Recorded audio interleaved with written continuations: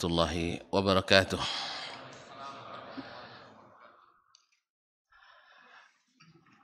Innal hamdalillah nahmaduhu wa nasta'inuhu wa nastahdihi wa nastaghfiruhu wa natubu ilaih.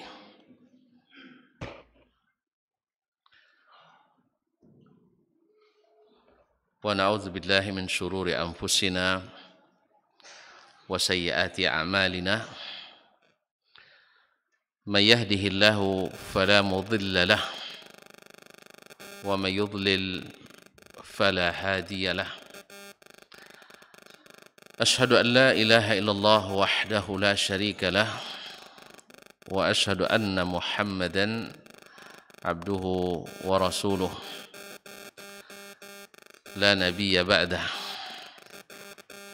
Ya ayyuhalladzina amanu taqullaha haqqa tuqatih wa la tamutunna illa wa antum muslimun. Ya ayyuhan nas ittaqu rabbakum alladzi khalaqakum min nafsin wahidah wa khalaqa minha zawjaha wa batha minhuma rijalan katsiran wa nisaa'a wattaqullaha alladzi tasaaluna bihi wal arham innallaha kana 'alaikum raqiba. Ya ayyuhalladzina amanu taqullaha wa qulu qawlan sadida yuslih lakum a'malakum wa yaghfir lakum dhunubakum wa man yuti'illaha wa rasulahu faqad faza fawzan 'azima. Amma ba'du, fa inna asdaqal hadithi kitabullah wa khairal hadi hadi Muhammadin sallallahu alaihi wasallam wa syarrul umuri muhdatsatuha wa kullu muhdatsatin bid'ah wa kullu bid'atin dhalalah. Ma'asyiral muslimin, ma'asyiral muslimat, minal aba'i wal ummahat wal ikhwani wal akhawat wal banina wal banat al hadirin wal hadirat wal musyahidina wal musyahidat awil mustami'ina wal mustami'at. Jemaah duha insyaallah sampai zuhur Masjid Silatu Ar-Rahim Bangka Tengah ke provinsi ke Bangka Belitung, yang saya muliakan, yang saya hormati, yang saya junjung. Alhamdulillah, pagi duha ini menjelang zuhur kita diberikan rahmat oleh Allah SWT, diberikan curahan hujan walaupun tak lebat tapi cukup membasahkan. Mudah-mudahan menyejukkan sesejuk hati, sesejuk iman di dalam hati. Allahumma sayyiban nafi'ah mutirna bi fadlillahi wa bi rahmatih. Salawat dan salam kepada baginda Nabi alaihi salatu wassalam yang sentiasa memulai majlis dengan memuji, memuja dan menyanjung Allah SWT sesuai dengan kemuliaannya dan dengan puji-pujian yang selayak dan yang dimiliki Allah SWT. Mudah-mudahan kita berselawat terus kepada Nabi alaihi salatu wassalam, karena selawat dan salam kepadanya menyegerakan doa kita dikabulkan. Ada seorang sahabat atau Nabi melihat seorang sahabat berdoa dalam salat tanpa memuji dan tanpa berselawat. Lalu kata Nabi SAW, ta'ajjal ar-rajul. Ini orang ta'ajjul, tergesa-gesa. Lalu Nabi mengatakan, apabila seseorang berdoa hendaklah memuji Allah kemudian bersalawat dan salam kepadaku. Ma'asyarul kiram dirahmati Allah, itu sebab itu Imam Ibnul Qayyim rahimahullah dalam Jala'ul Afham menyebutkan salah satu sebab doa segera dikabulkan adalah dengan memulainya dengan selawat dan salam kepada baginda Rasulullah sallallahu alaihi wasallam. Ma'asyarul kiram, terima kasih kepada para panitia dan jemaah di sini. Sebab saya diizinkan duduk lebih tinggi. Mudah-mudahan tidak ada paksaan dalam hati. Nah, atau kalau tak rela saya turun ke bawahnya. Pokoknya seperti guru kami dulu bilang, kalau kamu sabar duduk di situ lama, nanti akan duduk di sini katanya. Ya tentu harus lama dulu, sampai saya pergi baru duduk di sini. Kaum muslimin dan muslimat dirahmati Allah. Ini bukan karena lebih tinggi, tidak, tapi supaya lebih nampak, supaya nampak dari yang depan sampai ke belakang. Selanjutnya saya mohon izin kepada para tetua di tempat sini, para ulamanya, para ustadz, ustazahnya, para kiai, nyai, dan para da'i dan da'iyah, dan tak lupa pula para pemangku adat, orang tua, nenek mama yang hadir ataupun yang melihat atau yang mendengarkan. Saya mohon izin sebentar saja, tidak lama. Nah, suaranya kurang keras karena mic-nya kurang satu. Oh, kurang dekat, didekatkan. Oh, kalau dekat tak biasa dah. Baik, apa boleh buat? Dah jelas. Sudah. Kalau dah jelas selesailah. Oh, suaranya. Baik, kaum muslimin dan muslimat rahmati Allah. Ada permintaan, saya juga minta. Kalau boleh AC di belakang saya dimatikan saja. Atau diarahkan ke jemaah. Ya bukan tidak suka, tapi tidak apa namanya, kalau terlalu banyak tak apa. Dah satu-satu. Alhamdulillah. Dari tadi sebenarnya mau bicara tapi segan. Tapi dia tidak segan-segan minta. Terima kasih, jazakallah khair. Kadang-kadang kan harus orang mulai dulu kan baru kita bisa. Nah. Mohon maaf Bapak dan Ibu yang saya muliakan. Pagi ini tema kajian kita wali Allah menurut sunnah. Tentu ada yang bertanya, kenapa tidak menurut Al-Quran dan sunnah? Kenapa harus menurut as-sunnah? Pertama, ini kalau dekat menggema Ustaz. Suara saya kan keras juga sebenarnya. Baik.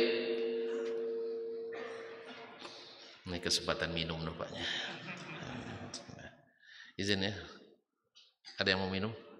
Nah, bismillah.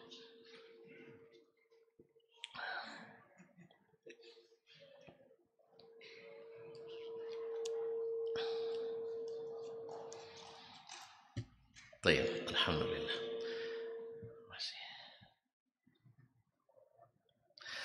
Kaum muslimin dan muslimat yang dirahmati Allah, kenapa menurut as-sunnah? Saya teringat perkataan Imam Asy-Sya'bi dan Imam Maqhulus Syami rahmatullahi alaihima wa ala jami'ul ulama al-kiram, lal kitabu ahwaju ila sunnati minas sunnati ila al-kitab.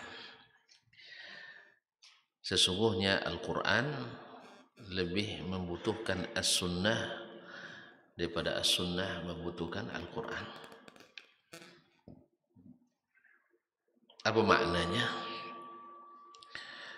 Bila as-sunnah disebut, maka Al-Quran include. termasuk dalamnya. Tidak mungkin orang melaksanakan sunnah kecuali mendahulukan Al-Quranul Karim. Tidak mungkin orang menerapkan sunnah kecuali wajib mendahulukan Al-Quran, karena sunnah mendahulukan Al-Quranul Karim. Tetapi bila sebaliknya, bila orang mengamalkan Al-Quran tanpa As-Sunnah, kalau dia sebut dia Ahlul Quran, maka dia belum tentu melaksanakan As-Sunnah. Buktinya ada dulu aliran Al-Quraniyin, Ahli Al-Quran di India dulu, mereka mengingkari sunnah Nabi Sallallahu Alaihi Wasallam. Ini cikal bakalnya dulu sudah ada di zaman akhir zaman sahabat di Basrah. Mereka mengatakan kepada Imran bin Husain, jangan pakai sunnah hadis terus, tapi pakailah Al-Quran. Bukankah Al-Quran sudah lengkap? Ini bahasa Al-Quran sudah lengkap. Maksudnya supaya Al-Quran itu kalau tanpa As-Sunnah bisa memecah. Al-Quran tanpa ditafsirkan dengan As-Sunnah bisa memecah. Oleh sebab itulah Umar bin Khattab radhiyallahu anhu dan juga Abu Sa'id Al-Khudri, dan juga dari Abdullah bin Umar dan Abdullah bin Abbas radhiyallahu anhum, mereka mengatakan, man hajjaka bil Quran fahajjahu bis sunnah. Siapa yang berhujjah kepadamu dengan Al-Quran, jawab dengan As-Sunnah. Apa sebab? Lianna Al-Qur'ana zu wujuh. Karena Al-Quran itu multi tafsir. Karena dia bersifat mutlak dan banyak bersifat umum. Bisa diarahkan ke sini, bisa diarahkan ke sini. Dari mana kita tahu maknanya? Yang dimaksud adalah melalui sunnah Nabi Sallallahu Alaihi Wasallam. Sebab berapa banyak dari bersebab dan bermula daripada menafsirkan ayat Al-Quran tanpa mengikuti As-Sunnah, orang kadang membuat pemahaman yang menyimpang daripada agama ini. Semisal, perlu misal juga, perlu contoh yang bikin antum tersinggung atau tersungging. Ini kadang-kadang kalau salah contoh kita tersinggung, orang tuh kayaknya. Ya, harus hati-hati juga, bikin tersungging, tersinggung lah ya, tersungging lah. Semisal ada orang nak menyesatkan kita dengan ayat Al-Quran. Contohnya, apa contohnya? Banyak orang berbuat dosa lalu dengan alasan innallaha ghafurur rahim, Allah Maha Pengasih Maha Penyayang. Allah Maha Pengasih Maha Penyayang. Atau orang membolehkan melihat yang diharamkan karena keindahan, dia katakan innallaha jamilun yuhibbul jamal, Allah Maha Indah, suka keindahan, maka dipasangnya foto-foto artis di kamarnya, kan indah itu. Itu apa? Untuk tadabbur ayat, tadabbur alam. Jadi melihat keindahan ciptaan Allah Taala. Jelas kaum muslimin muslimat. Jadi kadang tafsir sunnah pun kalau tidak digunakan as-sunnah bisa mengelirukan. Kalau mulai bilang bisa menyelarukan. Bisa membuat tafsiran-tafsiran yang menyesatkan. Sebagaimana orang juga nak menganggap agama yang pernah diturunkan Allah SWT sama dengan agama Islam, bahwa mereka bisa disatukan, yang dikenal di Arab dengan Al-Baitul Ibrahimi, karena sama-sama keturunan Nabi Ibrahim, Yahudi, Nasrani, Islam, bisa disatukan dengan alasan diantaranya ayat Al-Quran juga. Qul ya ahlal kitab ta'alau ila kalimatin sawa'in bainana wa bainakum.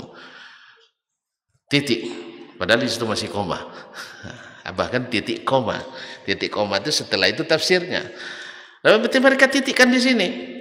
Katakan, hai ahlul kitab, mari kita sama-sama menegakkan kalimat persamaan di antara kita.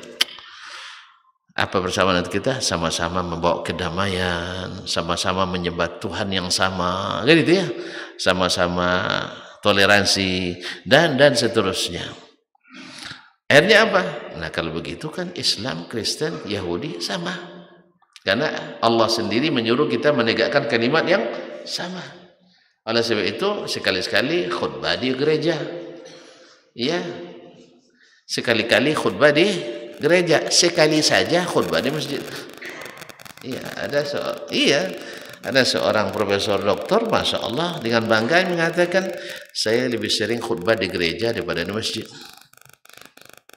Nah, jadi khutbahnya sekali-kali di gereja, sekali saja di masjid. Kiai. La haula wala quwwata. Jadi kaum muslimin muslimat, makanya as-sunnah bila disebut Al-Quran ikut. Tapi kalau Al-Quran saja belum tentu mengikuti as-sunnah. Itu sebabnya kenapa golongan yang selamat dari sekian golongan yang tidak selamat, berapa golongan yang selamat? Satu. Ya Allah, antum picik sekali ya. Orang nak menyelamatkan semua, antum bilang nak menyelamatkan satu saja. Weh, jangan jadi presiden antum. Ma'asyiral kiram dirahmati Allah. Gadai 73 golongan yang terancam, golongan yang disebutkan Nabi akan terjadi di kalangan umat Islam, yang selamat hanya masih satu lagi. Berubah ya Allah. Memang teguh sekali kawan saya. Sebelah sini kita tanya, berapa yang selamat? Satu juga. Antum kedip mata tadi enggak? Enggak main kode-kode. Memang begitu ya? Masya Allah, tabarakallah. Hanya satu. Siapa mereka? Ahlus sunnah. Ahlus sunnah. Ada yang bertanya, Ustaz, kok enggak ada sebutkan ahlul Quran was sunnah? Itulah rahasianya. Karena ahlus sunnah mesti menghormati Al-Quran, tapi ahlul Quran saja belum tentu. Belum tentu, belum tentu nyunnah katanya, gitu ya, subhanallah. Jadi makanya tren as-sunnah itu sejak zaman Nabi lagi, bukan sekarang aja. Menyunnah itu adalah sejak zaman sahabat lagi, mereka menanyakan kaifa kana sunnatu Rasulillah sallallahu alaihi wasallam fi kadza. Kaifa kana sunnatu Rasulillah sallallahu alaihi wasallam. Jadi bukan tren zaman ini. Kalau antum bilang tren zaman ini, keliru antum. Itu tren sejak awal lagi. Mereka tanyakan tentang sunnah Nabi Shallallahu Alaihi Wasallam, walaupun dengan bahasa yang berbeda. Mereka misalnya menanyakan, "Madza fa'ala Rasulullah Sallallahu Alaihi Wasallam bi kadza?" Atau "Madza qala Rasulullah Sallallahu Alaihi Wasallam fi kadza." Kadang-kadang mereka menanyakan ma sunnatu Rasulillah Sallallahu Alaihi Wasallam atau minas sunnati kadza. Oleh sebab itu maka disebutlah siapa wali Allah menurut as-sunnah. Ma'asyiral kiram, kita tidak panjang-panjang, hanya sampai selesai ya. Serius, santai sampai selesai. Nah, 4S kata orang. Masih jam 10.20. Masih lama sih. Masih lama, enggak terasa tiba-tiba ada zuhur aja nanti. Asal antum enggak ngangguk-ngangguk cepat. Ya, asal masih tegak apa namanya? Lehernya.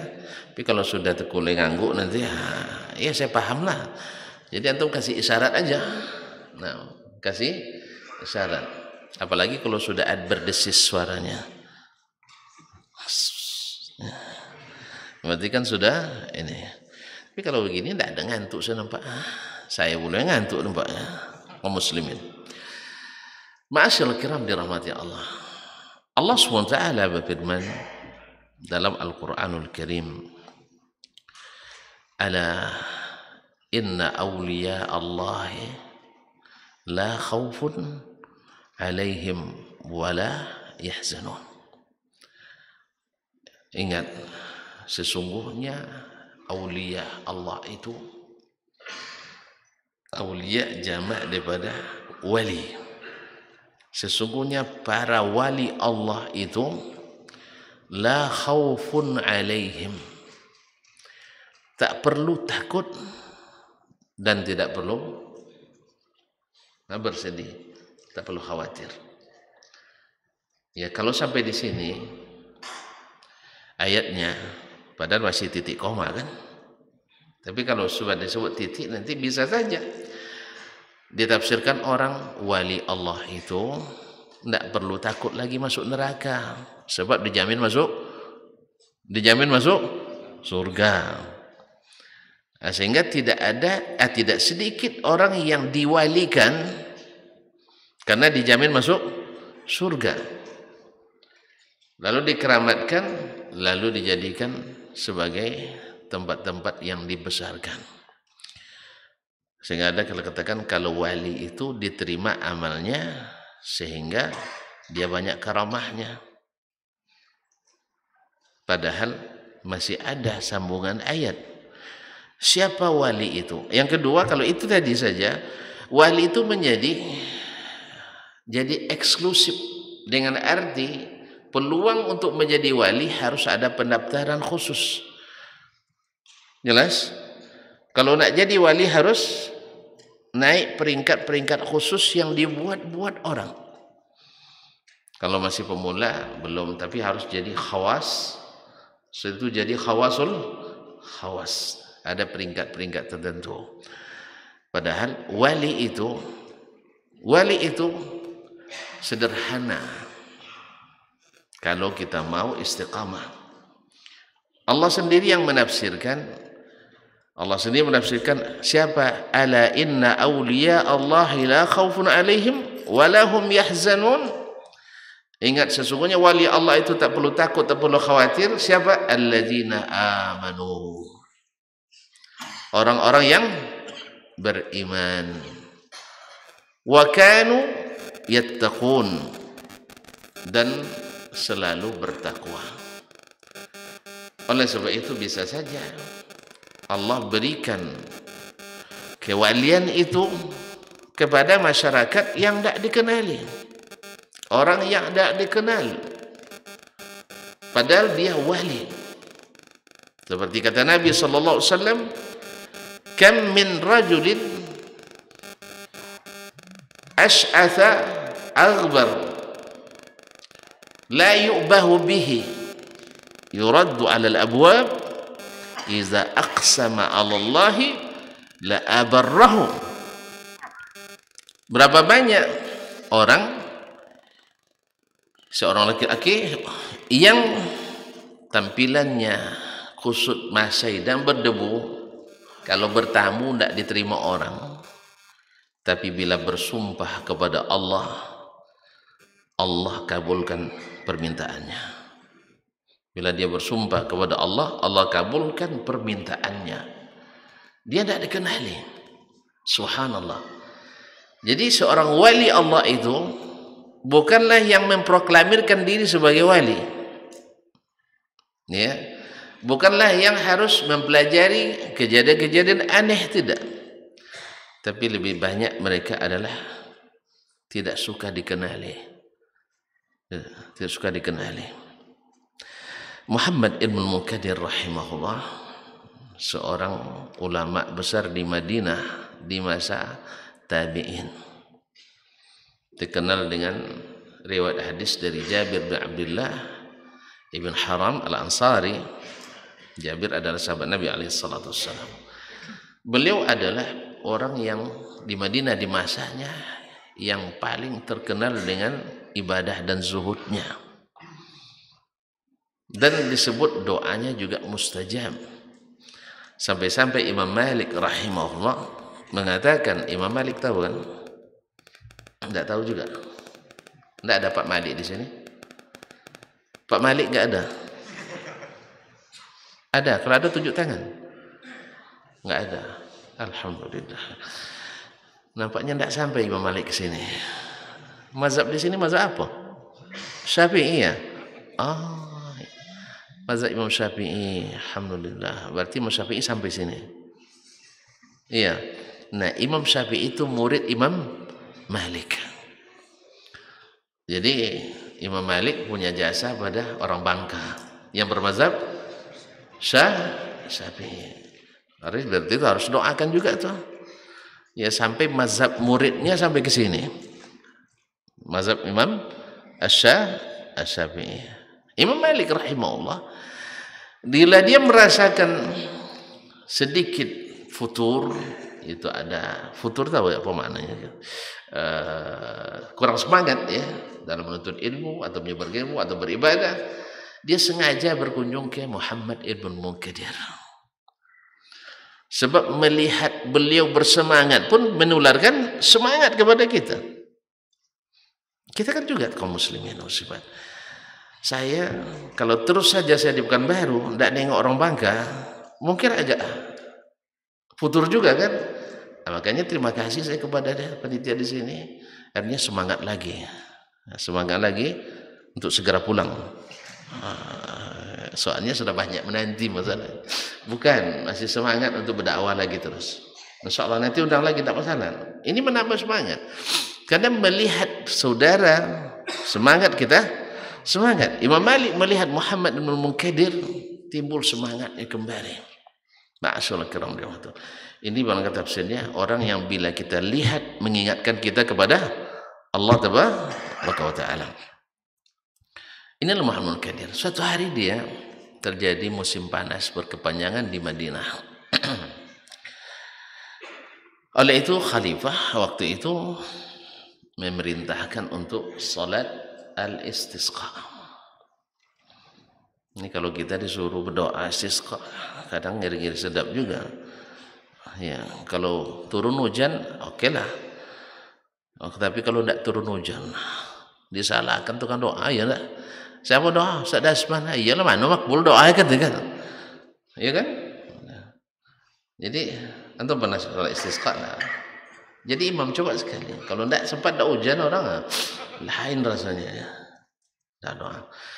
Nah, Muhammad bin Munkadir yang begitu zuhud, ahli ibadah, rahimahullah ta'ala, beliau berdoa, tapi tak turun hujan.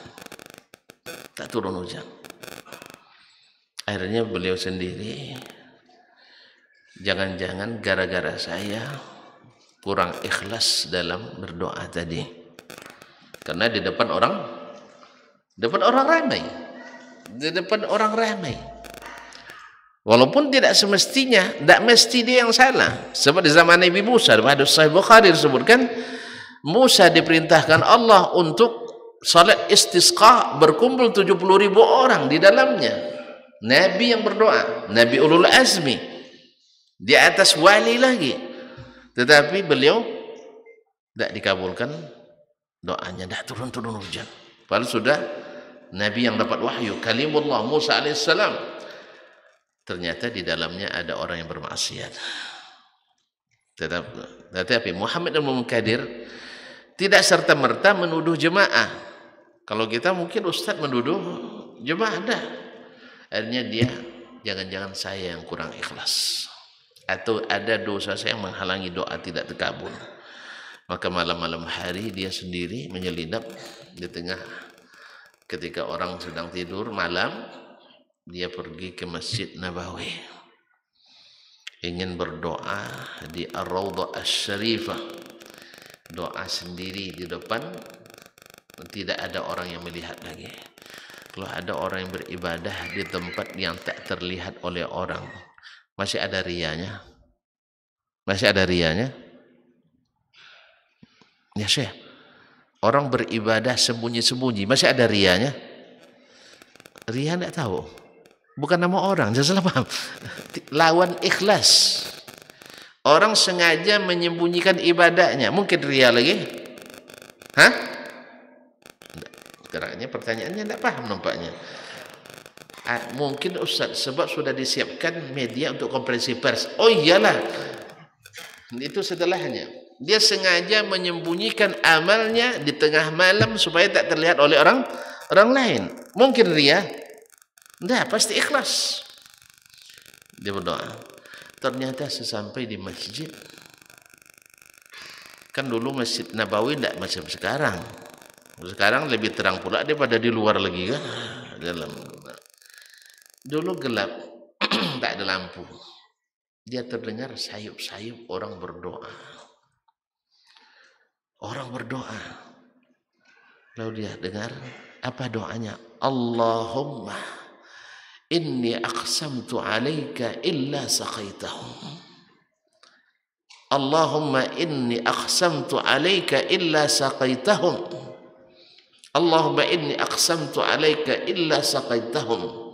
Ya Allah, aku meminta kepadamu dengan dengan sungguh-sungguh bersumpah kepadamu, engkau mesti turunkan hujan kepada mereka. Allah, dipaksanya Allah menurunkan hujan.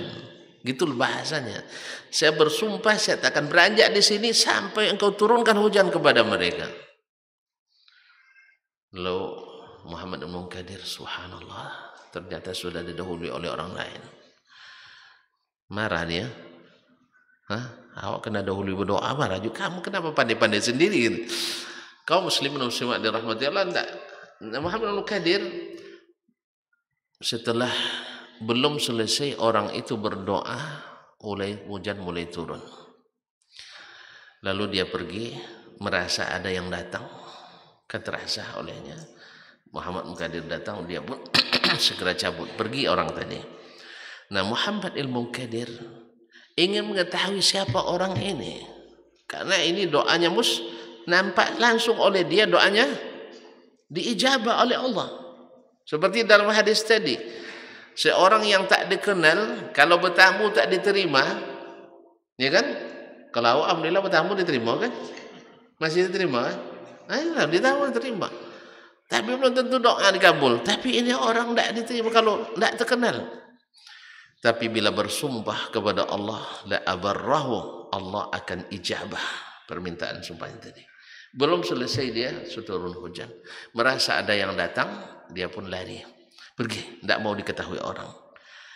Akhirnya Muhammad Qadir membuntuti dari jauh, dari belakang. Oh, rumahnya ternyata di sudut kota Madinah. Muhammad Qadir tidak mungkin malam-malam itu bertamu kepadanya. Dia berniat besok pagi saya harus belajar ke orang ini. Allah, ulama besar mau belajar kepada orang yang tidak dikenal. Besok pagi-pagi dia datang ke situ.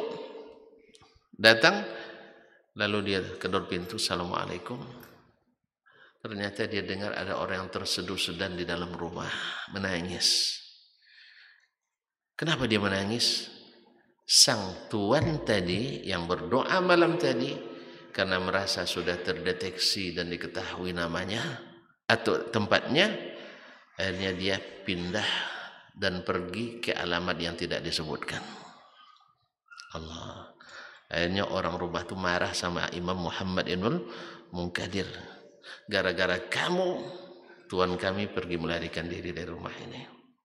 Begitulah orang wali yang menyembunyikan amalnya. Disebutkan pula di antara sahabat seperti As'ad bin Surarah radhiyallahu anhu al-Ansari yang ikut dalam Bai'atul Aqabah pertama dan kedua dengan Nabi SAW.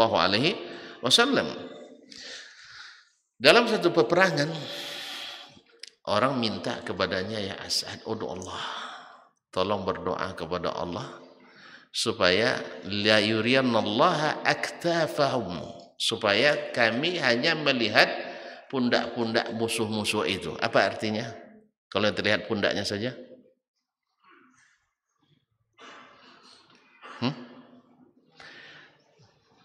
Kalau pundaknya saja yang terlihat, maknanya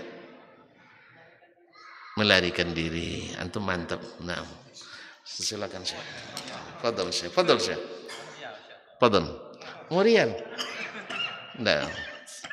Jazakallah khair. Barakallahu fik. Nah. Coba lihat. Sekarang dia maju, apa yang terlihat? Mukanya. Kalau dia membalik, coba. Apa yang terlihat? Punggungnya. Jadi bahasa isyarat.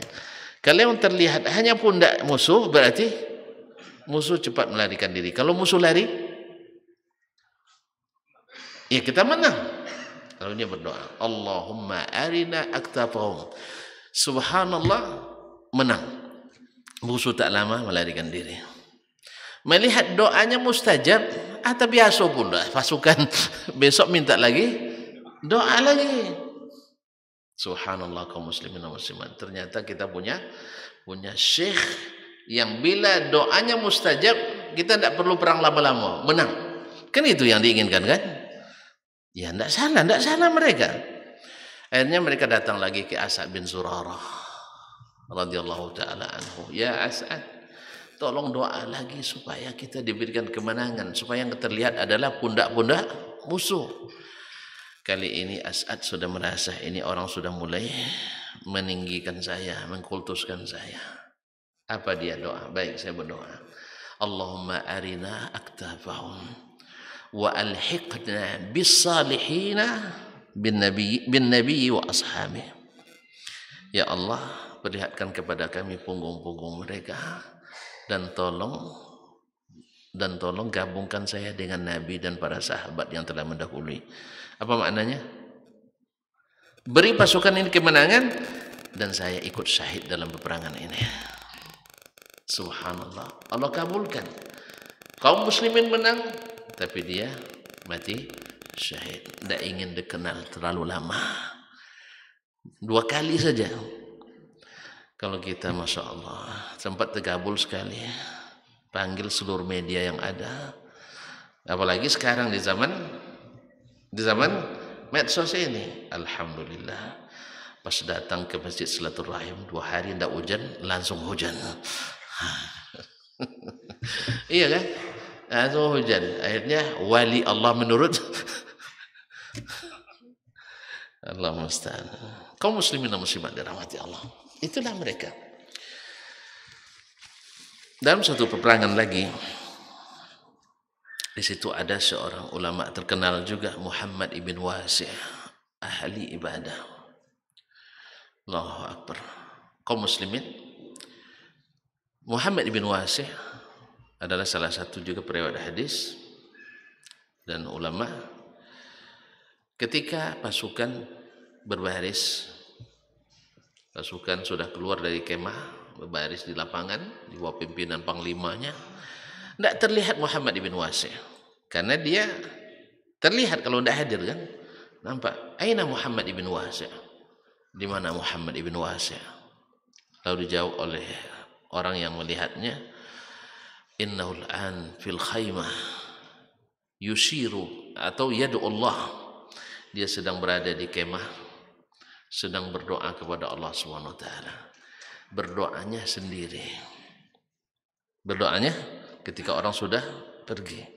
Dia berdoa, subhanallah. Apa kata sang panglima? Wallahi la asma'un min Muhammad ibn Wasi' ahabbu ilayya min 1000 faris.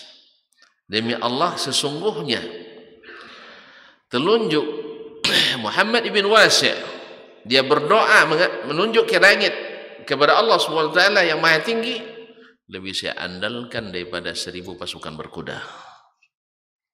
Pada saat itu kan pasukan berkuda kan termasuk pasukan elitnya. Pasukan elitnya waktu itu.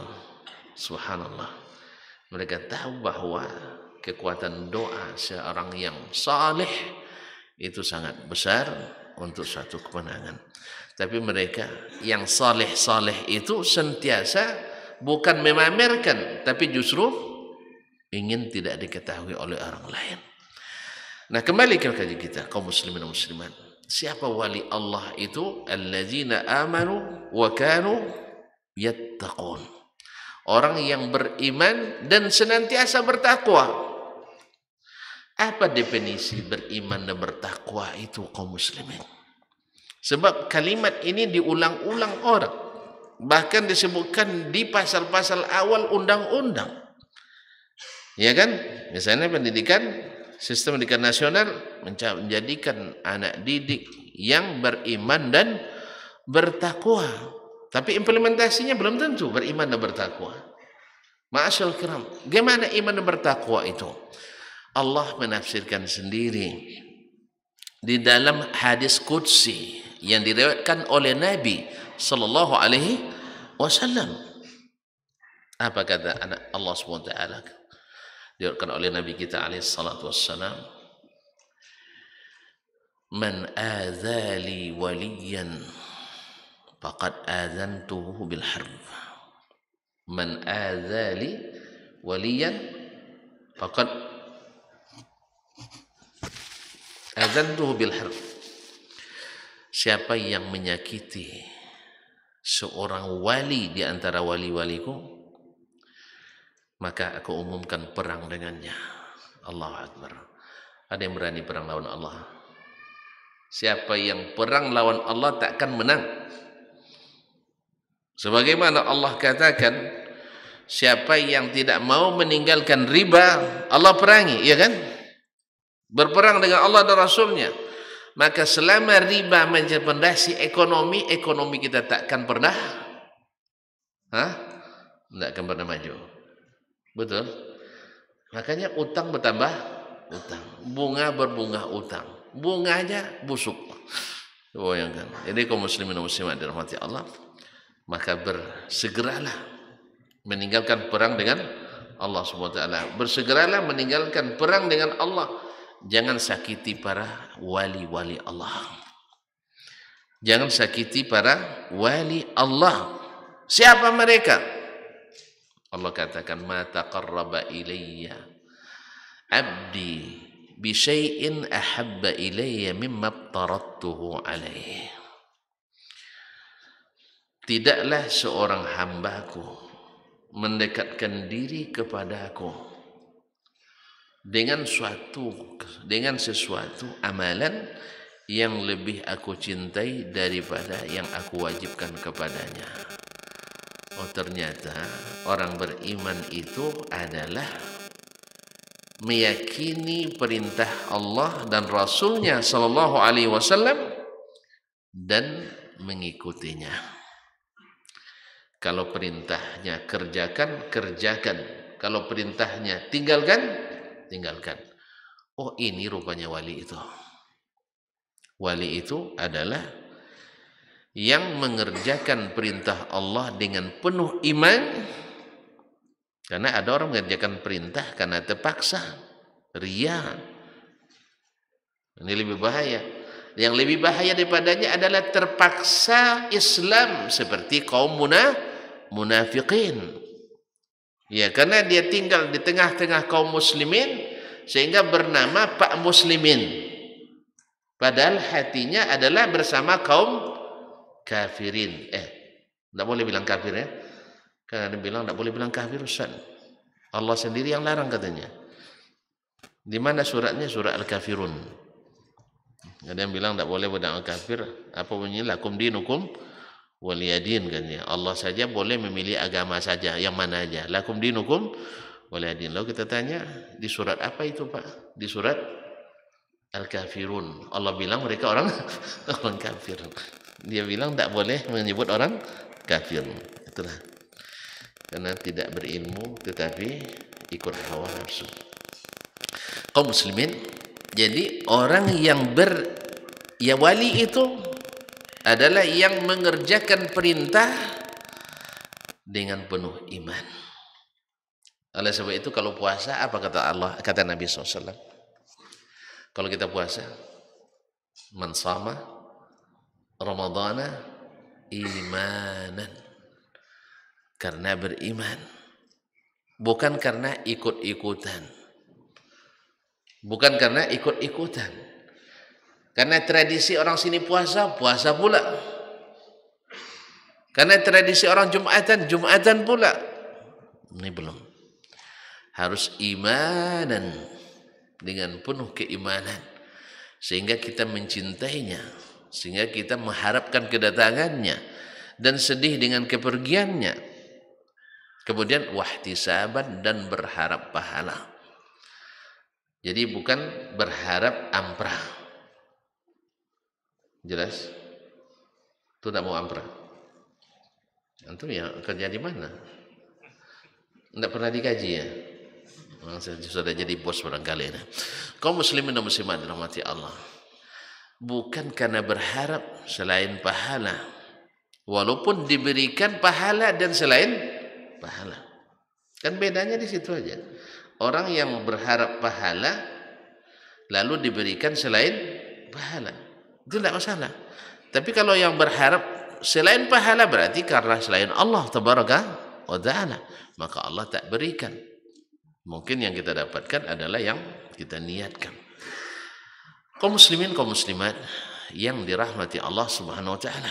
Jadi yang beriman dan bertakwa itu adalah yang melaksanakan yang diperintahkan atau meninggalkan yang dilarang atas dasar iman. Atas dasar iman. Oleh sebab itu maka yang wali yang dimaksud Allah adalah ma taqarraba ilayya 'abdi bi syai'in ahabba ilayya mimma aftaradtuhu alaih. Tidaklah ada sesuatu yang paling aku cintai dari seorang hamba yang ingin mendekatkan diri kepadaku dari apa yang aku wajibkan kepadanya. Berarti yang wali itu yang melaksanakan perintah, bukan yang punya kelakuan aneh-aneh. Ya, bukan yang punya kelakuan aneh-aneh, apalagi sampai gila pula. Ya. Jadi kalau wali tidak boleh sampai gila. Kalau udah gila mana ada.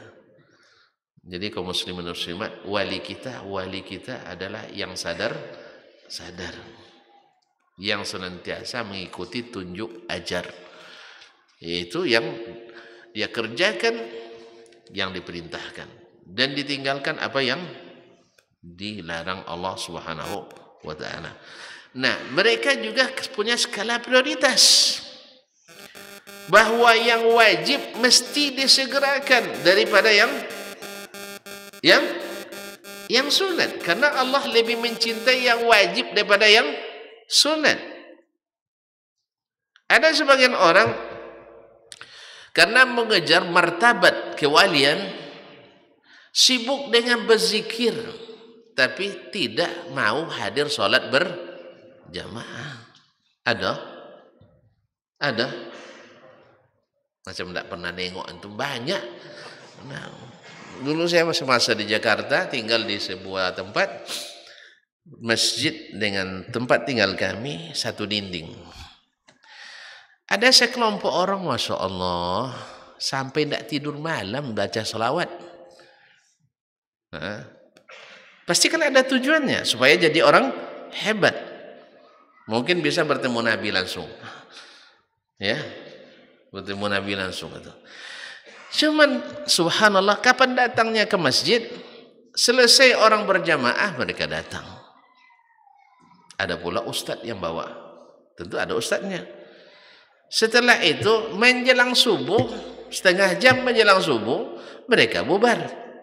Di sholat isya tidak nampak, di sholat subuh terlelap. Soal sholat nak sholat saya tidak tahu, itu urusan mereka. Yang jelas di masjid sholat isya nggak ada, sholat subuh juga nggak ketemu. Ini dicintai Allah atau dimurkai Allah? Ustaz, gara-gara mengerjakan yang sunat, andainya sunat, kan sholat kan sunat cuma kan, lalu meninggalkan yang wajib, yaitu apa? Salat berjamaah di masjid. Makanya berkata sebagian ulama as-salaf mengatakan man syaghalahu al-fara'id anil nawafil fahuwa ma'zur Wa man syaghalahu an-nawafilu 'anil fara'idi fahuwa maghrur. Apa terjemah Ustaz? Antum ngangguk nampaknya. Man syaghalahul fara'idu 'anil wa nawafili fahuwa ma'zur. Wa man syaghalahun nawafil 'anil fara'idi fahuwa maghrur. Siapa yang disibukkan oleh yang wajib lalu tertinggal sunat, ini ada uzurnya. Walaupun tidak boleh tinggalkan sunat juga sebenarnya, ya rugi. Tapi uzurnya ada. Apa sebab? Maaf Pak, saya tidak bisa bikin yang sunat. Apa sebab? Saya wajib. Misalnya ada buka infak di sini, infak sunat. Misalnya sunatan masal, ya kan? Lalu mohon maaf Pak, saya tidak bisa. Sebab apa? Saya nak nikah. Nikah wajib apa sunat? Bagi yang sudah menikah pasti bilang sunat. Bagi yang belum wajib dong. Ya, maka dia mohon maaf saya tidak bisa sekarang. Itu ada uzurnya, ya kan? Ada uzurnya. Atau orang misalnya tidak sempat sholat sunat subuh karena tadi cepat qomatnya. Lalu dia kan kalau sudah sholat wajib tidak boleh lagi sholat sunat, akhirnya dia dahulukan yang wajib, tinggal yang sunat. Namanya ma'dzurun, ada uzur syar'inya. Jelas? Tidak bayar zakat. Sebab apa? Tidak sampai nisab. Tidak sampai nisab. Tanpa wajib, tidak wajib dia. Nah, jadi kaum muslimin dan muslimat ada uzurnya. Jelas? Ada uzurnya. Tapi siapa yang disibukkan oleh yang sunat sampai meninggalkan yang wajib, maka orang ini maghrur, ini orang tertipu. Banyak juga kita lihat orang, Masya Allah, pas zikir jama'i ramai-ramai misalnya, sebutlah misalnya silaturahim berzikir dari waktu duha sampai jam 11, pas zuhurnya pulang semua, pas zuhur pulang. Apa yang terjadi? Dah zikir tadi, rezeki dah terjamin banyak. Sebab yang siapa solat duha murah, siapa yang solat duha murah rezeki katanya. Tidak tahu dia bahwa solat zuhur lebih mana yang lebih memurahkan rezeki? Solat zuhur atau solat duha? Solat zuhur.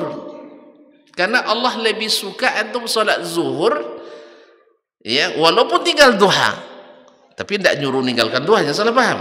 Nah, nanti ada sambungan hadisnya lagi. Andainya karena duha kita tinggalkan salat zuhur, tidak usah duha. Ada orang yang tidur setelah maghrib, cepat tidur, nak salat tahajud katanya. Nak salat tahajud, isya nak bangun. Kalau gitu tidak usah tahajud dulu, selesaikan yang wajib dulu. Sama kita juga di sekolah misalnya, Pak, saya nak bayar sumbangan apa nih, ada anak yatim yang perlu dibantu. Pak, SPP anak bapak sudah 8 bulan tidak bayar katanya. Ini aja lah dulu, bisa? Dia SPP anaknya 8 bulan, enggak. Habis itu dia nak bantu anak yatim pula. Karena ibu anak yatim itu janda pula. Ya, ibu anak yatim kan janda kan? Tidak paham. Nah, kepala sekolah apa bilang? Bapak tidak usah nyumbang dulu, selesaikan SPP kan wajib. Nyumbang ini ya sunat. Jadi siapa yang disibukkan oleh yang sunat meninggalkan yang wajib, ini maghrur. Ada lagi kejadian, subhanallah, pas wudu di tempat wudu ramai luar biasa, putih-putih, Masya Allah. Putih kan lambang suci kan, iya kan? Putih kan lambang kesucian. Nabi suka warna putih memang, pakaian warna putih. Pas lah salat maghrib, masuk masjid, enggak ada orang. Yang cerita bilang, yang saya lihat tadi manusia apa jin katanya. Dikiranya jin, ramai sekali, ramai. Tapi pas masjid, kan tidak banyak orang yang salat jemaah. Kemana orang tadi wudu? Wudunya di masjid. Rupanya selesai sholat maghrib, keluarlah kawan tuh, tengok kuburan ramai orang. Rupanya ziarah kubur dulu. Ziarah kubur hukumnya sunat. Kalau sholat maghrib wajib. Sholat di kubur, nah gini tuh.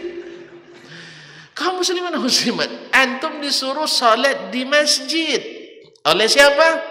Allah, Rasulullah sallallahu alaihi wasallam.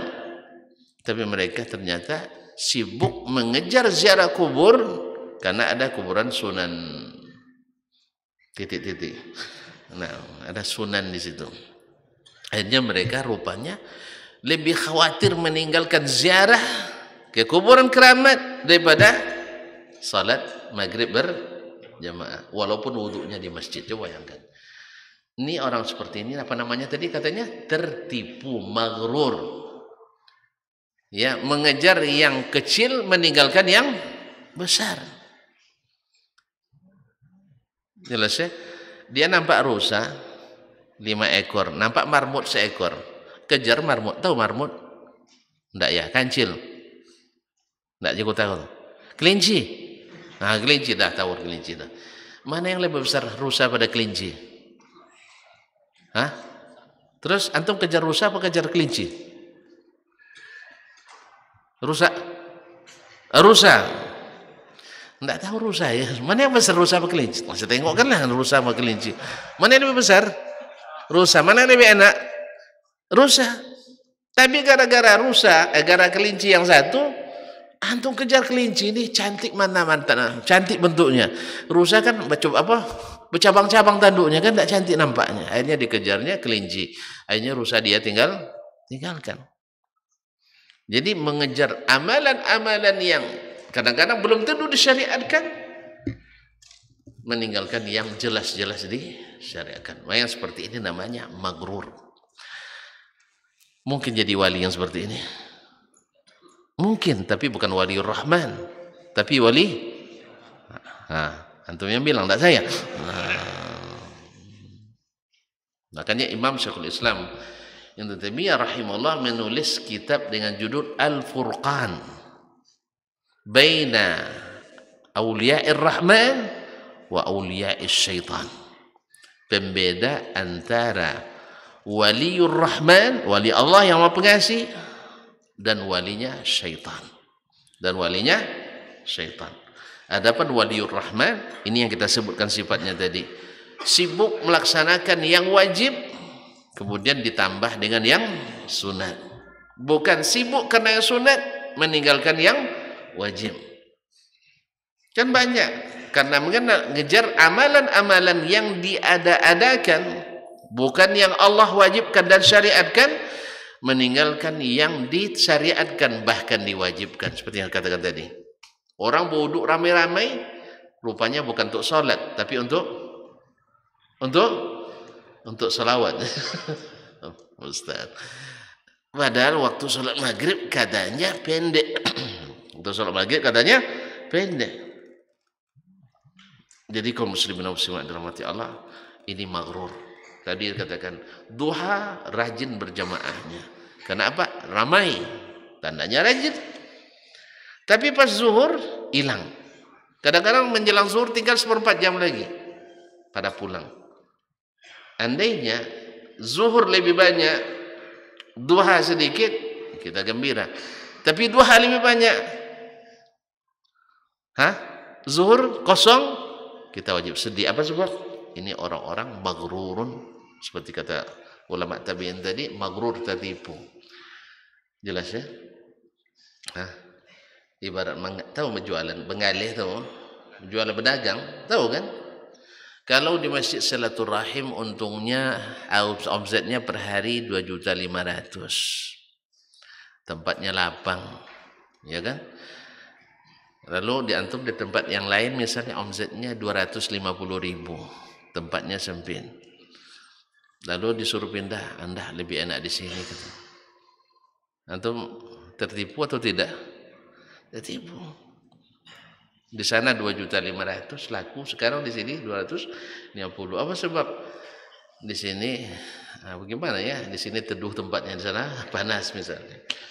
Allah musta'an. Maghrur. Mana yang lebih banyak pahala, yang wajib atau pahala yang sunat? Yang wajib ya. Allah musta'an. Andainya ada orang kerja di kantor, ya ada lembur, ada waktu aktif. Pak, saya di waktu aktif tidak hadir, lembur aja lah. Mana yang lebih banyak gajinya? Gaji lembur atau gaji asli? Hah? Serius nih? Nggak tahu ya, baca SBU tuh, standar biasa biaya umum oleh Menteri Keuangan tuh. Kalau lembur staf-staf biasa sejam 6.000 cuma. Kalau gaji berapa?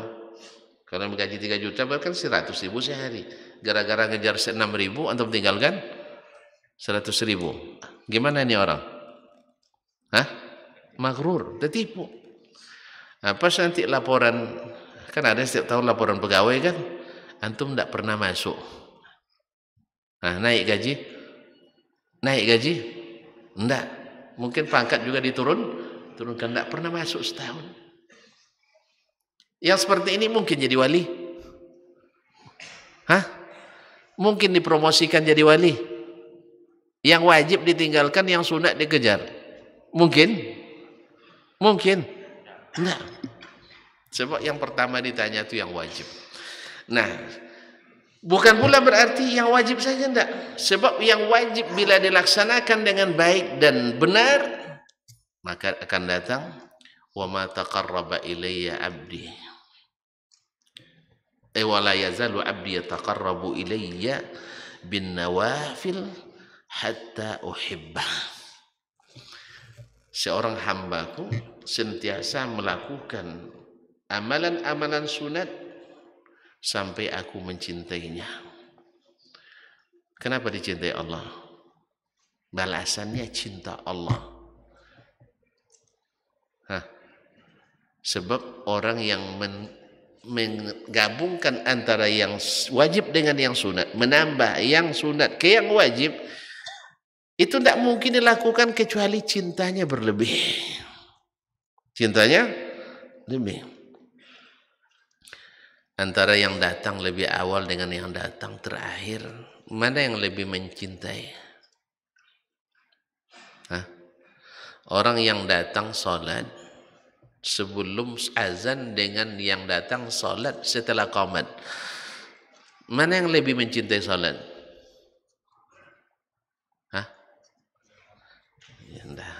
Tentu udah mulai melemah semangat, nampak? Pasti yang datang lebih awal lebih cinta. Buktinya dia bersemangat. Antum kalau datang orang yang kau cintai, semangat enggak menyambutnya? Semangat kan? Kalau enggak dicintai, kalian aja lah pergi kan? Ya kan? Kalau bersemangat antum sedang cinta pada orang rumah, orang istri misalnya, itu semangat pulangnya menggebu-gebu.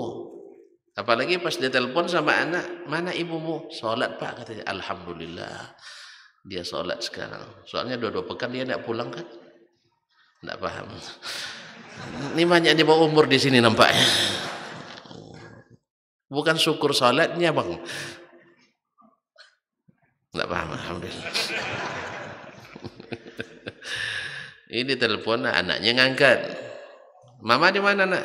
Lagi sholat pak, katanya. Alhamdulillah. Sebab dia tugas luar kota 2 pekan, tidak pulang-pulang. Pas pulang istrinya sholat pula, mustajab doanya. Udah mulai paham, nampak? Mustajab doanya. Itu kalau sedang cinta. Kalau tidak, nak sholat nanda, tak ada semangat pulang, iya kan? Iya. Cobalah merantau dulu 2 hari. Kalau semangat pulang berarti cinta tuh. Jadi kaum muslimin dan muslimat, orang yang lebih awal datang pasti karena cintanya kepada sholat. Dan otomatis cinta ini berbuah hasil karena orang lebih awal datang lebih banyak berbuat yang sunat. Lebih banyak dapat sunatnya. Dan dia tidak tergesa-gesa. Apalagi kalau dia menikmati berlama-lama dengan kekasih. Oleh sebab itu dia pun pulangnya tidak segera. Pokoknya asal sedang cinta, kita tak tahu waktu berlalu. Dunia milik, serasa milik milik kita, tak terasa waktu berlalu. Tapi kalau sebentar-sebentar nengok jam, apalagi sebentar-sebentar nengok muazzin, qamat qamat katanya. Imam belum datang dia suruh qamat. Akhirnya yang jadi imam yang tak patut jadi imam. Ini orang tak mencintai. Kalau tak mencintai tak segera berpisah, betul kan? Antum kalau datang seorang yang kau tak suka kepadanya, dia berlama-lama dengan antum, senang?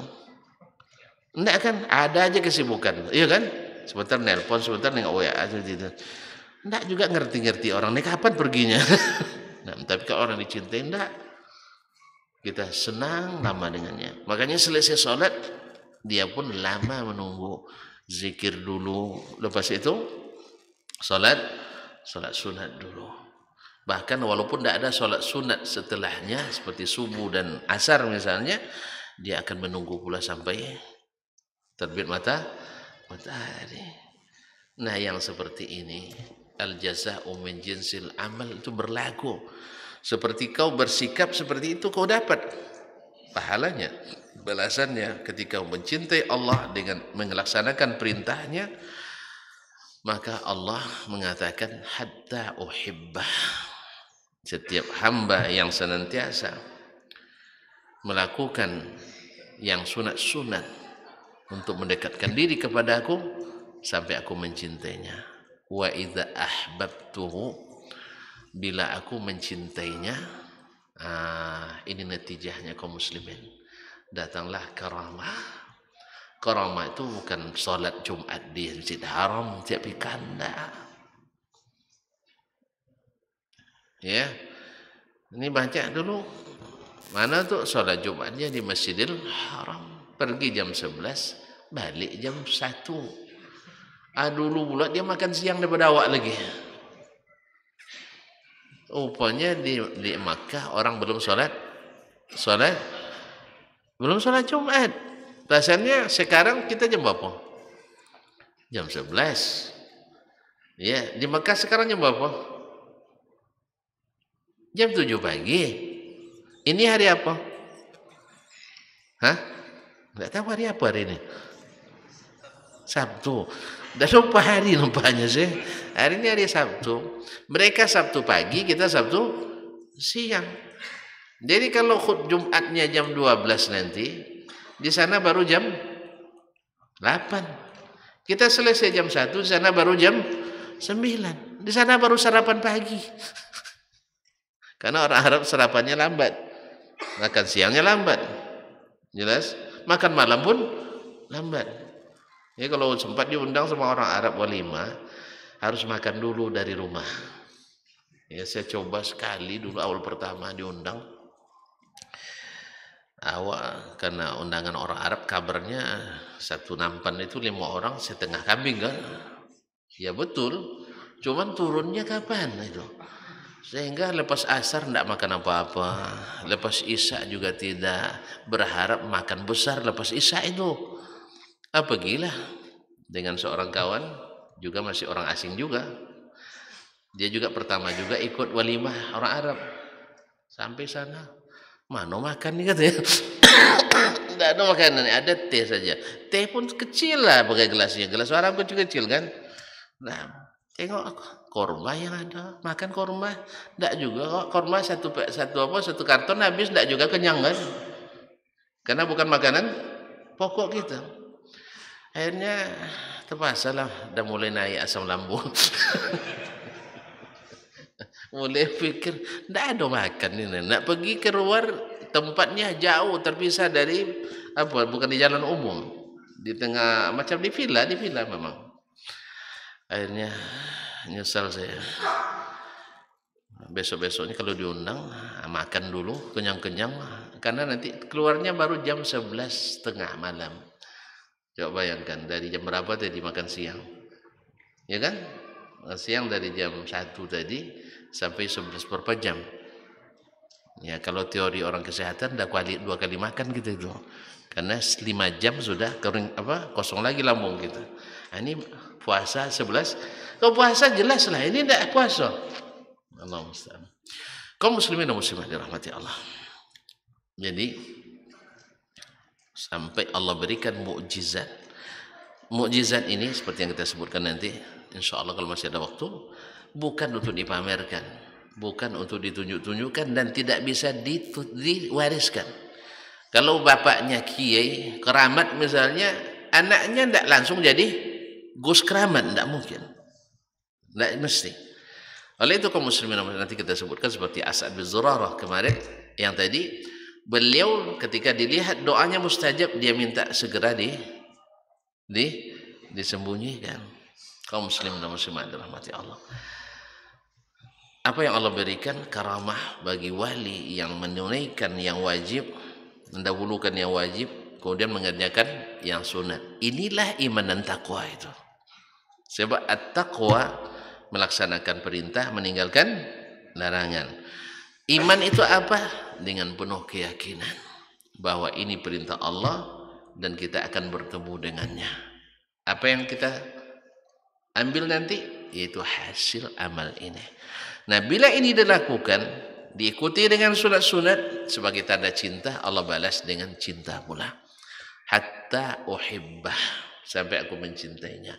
Dan ini yang derajat ini yang susah. Seperti kata Umar bin Khattab radhiyallahu taala anhu, "Laisa sya'nu an tuhib, walakinna sya'na kulla sya'ni an tuhab." Bukanlah masalahnya kamu mencintai. Semua orang siap untuk mencintai, tapi apakah cintanya bertepuk sebelah tangan atau cintanya berbalas dengan kesayangan? Ya. Jadi masalahnya bukan mencintai. Orang banyak, apalagi berlagu cinta, itu paling banyak tuh. Tetapi bukan itu. Tapi yang jelas kamu dicintai atau tidak. Nah, apa buktinya cinta Allah? Fa iza ahbabtuhu kuntu sam'ahu alladhi yasma'u bih wa yadahu allati yabtishu biha wa rijlahu allati yamshi biha. Apabila aku sudah mencintainya, kuntu sam'ahu, aku menjadi pendengarannya yang dengannya dia mendengar, wa basarati yubsiru bih, dan penglihatannya yang dengannya dia melihat, wa yadahu allati yabtishu biha, dan tangannya yang dengannya dia bekerja, wa rijlahu allati yamshi biha, dan kakinya yang dengan dia berjalan. Maknanya apa? Ini tidak makna takwil. Orang Arab selalu menyebut kalau kita menjadi orang yang membantu dan menolong terus disebut kaki tangan. Berarti bukan takwil ini, maknanya benar. Bukan seperti yang ditafsirkan oleh sebagian aliran yang keliru dalam menafsirkan ini, akhirnya Allah menyatu dengan kita. Bukan. Nabi SAW imamnya para aulia. Nabi imamnya para wali semuanya, imamnya orang beriman dan bertakwa. Tidak pernah mengklaim Allah menyatu dalam dirinya. Berarti kalau ada yang mengatakan menyatu dengan Allah, berarti bukan ahlu. Dah lupa di pangkal kaji, diulang lagi dari awal nampaknya. Bukan lagi ahlu as-sunnah. Kata dia dah bilang Nabi itu adalah sunnah, sah? Jadi kalau Nabi tak pernah mengklaim bahwa dia menyatu dengan Allah, berarti dia yang mengklaim menyatu dengan Allah namanya ahlu non sunnah. Ya, bukan ahli sunnah. Apa sebab? Sebab pemilik sunnah itu yaitu Rasulullah sallallahu alaihi wasallam, dia wali apa tidak? Wali apa enggak? Nabi, wali. Makanya siapapun yang memerangi Nabi diperangi Allah SWT. Yang paling dahsyat memerangi, paling dahsyat diperangi Allah SWT. Lihat Persia, ketika surat Nabi datang, dirobek-robeknya surat Nabi, dibunuhnya utusan Nabi. Persia yang menjadi adik kuasa masa itu yang pertama hancur. dan sampai hari ini tak bangkit-bangkit lagi. Jelas? Yang coba-coba memerangi wali Allah Subhanahu wa taala. Tapi apakah Nabi yang tadi wali Allah menyatakan Allah menyatu dengannya? Tidak. Berarti hadis ini bukan maksudnya Allah menyatu dengan kita, tetapi Allah memberikan taufik kepada kita, membimbing sehingga matanya tak melihat kecuali yang diridai Allah, dan mata telinganya tak mendengar kecuali yang disukai Allah, kakinya tak melangkah kecuali ke tempat yang diridai Allah, dan tangannya tidak mengambil dan bekerja menyentuh kecuali yang diizinkan Allah. Dengan demikian semakin cinta Allah kepadanya. Saya ulang kembali. Nah, kalau dia setiap ucapannya dari sukai Allah karena diberikan taufik, dibimbing. Kemudian penglihatannya diridai Allah karena dibimbing. Langkahnya disukai Allah karena dibimbing. Terus dan dia ikut itu semuanya, Allah semakin cinta, makin cinta. Makanya apa? Apa hasil akhirnya? La in sa'alani la u'tiyanna. Bila dia minta kepadaku pasti aku beri. Itulah makanya doanya tadi mustajab. Mustajab doanya. Karena Allah berjanji, kalau dia meminta aku beri. Walan in ista'adzani la u'idzannah. Bila dia minta perlindungan kepadaku, maka aku berikan perlindungan. Lihat kaum muslimin. Kaum muslimin, wali itu bukan diminta kepadanya, tapi dia meminta kepada Allah. Jelas? Makanya adalah keliru ketika seorang dianggap sebagai wali, orang meminta kepadanya. Berarti bukan wali Allah, tapi wali antum yang bilang wali syaitan. Ya. Andainya dia mengajarkan itu kepada muridnya, dia wali syaitan. Tapi kalau dia sebenarnya tidak pernah mengajarkan itu, seperti para nabi kan tidak pernah mengajar itu, kali minta kepada saya, ya kan?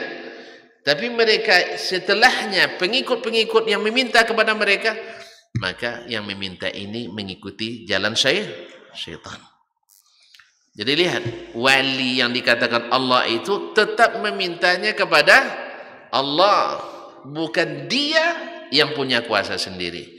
Kalau ada yang sudah merasa punya kuasa sendiri dan menganggap diri sebagai wali, ini sebenarnya bukan wali Allah, tapi wali syaitan. Jangan-jangan ini adalah sebagai sebagai mendapat titisan dari syaitan, bukan sebagai karamah yang Allah berikan. Makanya tidak sedikit orang punya sihir tapi pakai kamuflase sebagai wali. Dia punya kejadian-kejadian aneh karena bantuan syaitan kepadanya, padahal sebenarnya adalah musuh Allah tabaraka wa ta'ala. Ada seorang yang masya Allah kiai punya pesantren, setiap Jumat sholatnya di Masjidil Haram, ya. Kemudian dia punya khadam. Kalau sudah punya khadam itu, lihatin, kalau sudah punya khadam, atau khuddam asli katanya itu para pembantu dari kalangan jin. Kalau sudah pakai jin, tidak ada yang gratis. Itu pasukan khusus, itu mahal bayarnya. Kadang harus menjual akidah.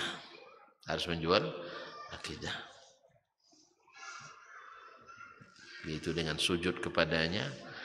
Dan ada pula yang setiap ke WC menjadikan Al-Quran sebagai bantalan tempat injak kakinya. Allahumma musta'an. Orang nggak tahu. Yang jelas dia banyak punya kejadian aneh. Dikira sebagai wali. Akhirnya yang tertipu adalah masyarakat umum. Ya, karena dia punya kedudukan, yaitu dia punya pesantren, sorban tidak pernah tanggal, sarung kemana-mana, tetapi sholat Jumatnya di Masjidil Haram. Akhirnya kaum muslimin yang seperti ini akhirnya menyesatkan, bukan memberi petunjuk. Nah, taib, terserah antum. Pokoknya tamu itu seperti orang mati, nak dihentikan tiba-tiba tidak masalah. Nah, tapi kan sudah sampai ini ya. Sebelum saya tutup, jadi ciri wali Allah itu seperti yang disebutkan oleh Syekhul Islam rahimahullah. Satu, kewalian itu tidak bisa dituntut. Kalau pakai ada pelajaran khusus untuk jadi wali atau pendaftaran khusus jadi wali, itu bukan wali Allah tapi wali syaitan. Yang kedua, bahwasanya karamah itu bukan dari orangnya, tapi diberikan oleh Allah pada waktu dibutuhkan. Yang ketiga, jadi bukan suatu keahlian. Karamah itu bukan keahlian, tapi adalah pemberian dan karunia. Di saat dibutuhkan, datang. Yang keempat, bahwa itu diminta kepada Allah, bukan hasil karya seorang wali. Karamah itu adalah diminta kepada Allah, bukan karya seorang wali. Yang kelima, wali Allah itu tidak diwariskan. Cucu jadi datuk jadi wali, cucu belum tentu, anak tidak. Tergantung tadi kalau mereka mendekat dengan Allah SWT dengan kewajiban yang dia laksanakan, sunat-sunat yang dikerjakan, lalu Allah SWT menilai dia orang yang layak untuk dimuliakan dengan karamahnya, tetapi tidak diwariskan. Jadi tidak ada istilah asal mbahnya kiai, anaknya cucunya jadi Gus, langsung tidak. Nah, jadi kaum muslimin dan muslimat dirahmati Allah, dan sekali lagi itulah ciri daripada wali Allah, dan kalau tidak mungkin saja bukan wali Allah Subhanahu wa taala. Jadi tidak dipelajari, tidak diturunkan, tidak dititiskan dan tidak diwariskan, tetapi masing-masing Allah berikan kepada siapa yang dikehendakinya sesuai dengan prestasi dan dedikasinya dalam beribadah kepada Allah Subhanahu wa taala. Jadi waktu sudah dibatasi, ya apa boleh buat, saya harus menyerah. Ya, pasrah tapi tak, pasrah tetap rela. Terima kasih atas waktu yang diberikan. Habis itu saya tutup aja. Oh, ada pertanyaan, masih banyak rupanya. Ada. Ini pertanyaan yang banyak nih. Nah, silakan. Saya duduk tetap di sini. Tetap di sini. Ayolah. Kan tadi tergantung perintah. Pilihkan yang mudah-mudah ya. Pilihkan yang mudah-mudah. Bukan yang mudah-mudah, yang mudah-mudah. Pakai hana. Juga mengakhirkan kepada Ustaz yang pernah menyampaikan dirinya, semoga apa yang disampaikan dapat memberikan manfaat kepada kita semua di dunia dan di akhirat. Amin. Dan sesi selanjutnya kita sesi tanya jawab. Ada beberapa pertanyaan yang telah sampai kepada kami. Untuk pertanyaan yang pertama, Ustaz, kenapa saat ini banyak orang yang mengaku wali Allah, dan bagaimana caranya kita menyikapi orang-orang yang mengaku wali Allah tersebut? Baik, barakallahu fikum. Kenapa orang banyak nak jadi wali sekarang? Ya karena zaman sekarang orang banyak nak berilmu sehingga mudah untuk ditipu. Oleh sebab itu maka tetaplah mengaji terus supaya tidak tertipu. Kabarnya untuk siap-siap menghadapi Dajjal nanti. Nah, ma'asyiral kiram dirahmati Allah SWT. Bagaimana menyikapinya? Sikapi dengan ilmu. Kalau benar seperti ciri yang disebutkan oleh para ulama, benar seperti yang Allah dan Rasul sebutkan, dia taat pada Allah sesuai dengan perintah Allah, bukan taat yang dia inginkan, tapi taat yang Allah perintahkan. Kita beragama ini tidak seperti yang kita inginkan, tetapi seperti yang diperintahkan. Keyakinan kita seperti yang dikabarkan, bukan yang seperti yang kita pikirkan. Banyak orang nak meyakini akidah sesuai yang dia pikirkan, padahal disuruh mengimani yang dikabarkan. Banyak orang nak taat tetapi bukan yang diperintahkan, tapi yang dia inginkan. Jelas tak? Jelas? Nabi saja disuruh istiqamah seperti yang diperintahkan, wastaqim kama umirta. Ya Muhammad, kamu istiqamalah seperti yang diperintahkan, bukan seperti yang kamu inginkan. Oleh sebab itu ulama menyebut kaidah na'budullaha kama yurid la kama nurid. Kita beribadah kepada Allah seperti yang Dia kehendaki, bukan seperti yang kita inginkan. Jelas? Karena tidak sedikit orang membuat-buat sebuah ibadah lalu dengan itu bisa jadi wali. Makanya kadang-kadang memasarkan itu ada kepentingan-kepentingan duniawi di dalamnya. Wallahu alam. Untuk pertanyaan yang kedua, apakah boleh menentukan orang tertentu sebagai wali Allah karena kesolehan dan ketakwaannya, baik yang masih hidup atau sudah meninggal dunia, seperti jika saya mengatakan ulama fulan adalah wali Allah? Barakallahu fiik.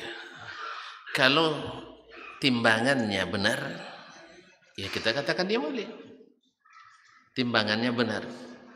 Apa timbangannya? Imam Syafi'i rahimahullah mengatakan, andainya saya lihat dia bisa terbang di udara atau berjalan di atas air tidak basah, atau pas hujan tidak kena air, bagi saya itu tidak wali sampai saya lihat bagaimana dia menyikapi sunnah Nabi SAW. Makanya wali itu mengikuti sunnah Nabi SAW. Kalau tidak, maka belum dianggap sebagai wali, seperti kata Imam Asy-Syafi'i rahimahullah.